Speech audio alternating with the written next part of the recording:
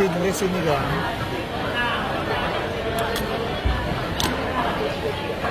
So, ipapa-boneless muna natin si ate.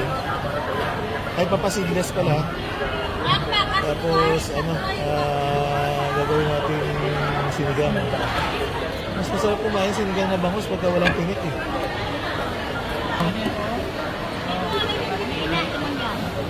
Ganyan talaga mo yung seedless na ito. Certified, ayan, walang tapon yung laman. Yung buto na yung tapon. Yung pala yan sa likod,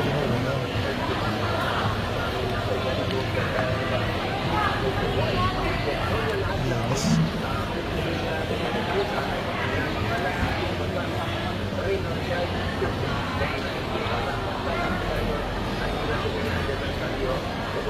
Ayan, sa likod. Kasi yung likod ang buntot yung pinakamarami, no?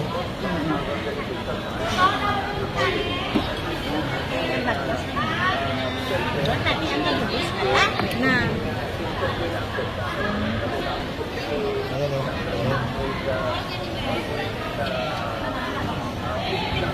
Ayan sa bayo. Ano ba kasi lasog-lasog na yung laman tanggal lahat eh. Siya, malinis eh. Kitang-kita na yun.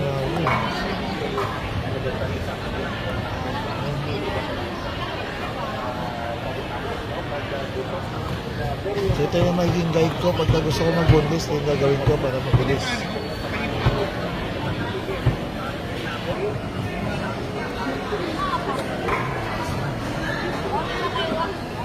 Ano naga? Tumapon doon. Kaya importante yung sa likod. Yung buntot na part kasi dyan yung maraming... Kaya naiwasan natin lagi yung buntot eh. Kasi maraming tinik. Pero pagka na-boneless, tinik yung unahin natin. Yung buntot. Ayun, isa. Galing. Master.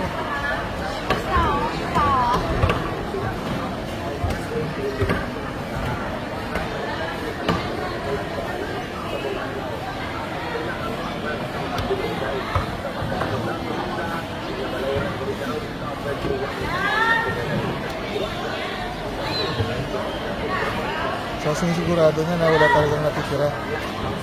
Nakapakapa ba?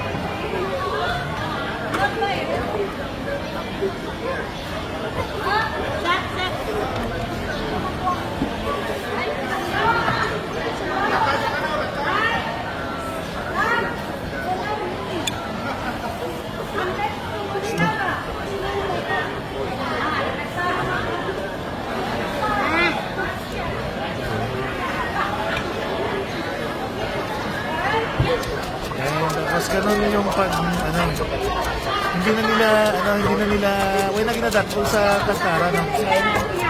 Kasi malasog-lasog pagka, pero ito, okay na siya. Galing. Ayan. Alang-alang malabi kong gan. Oo.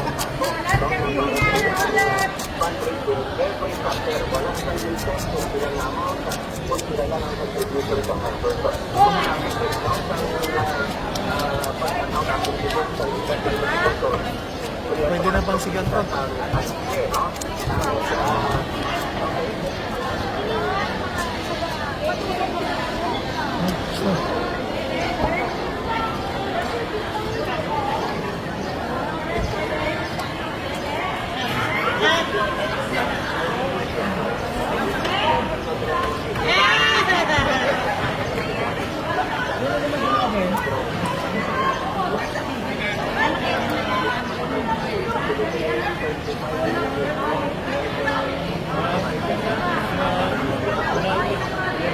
Sana hindi dagdag kinalupit ko dyan, oh.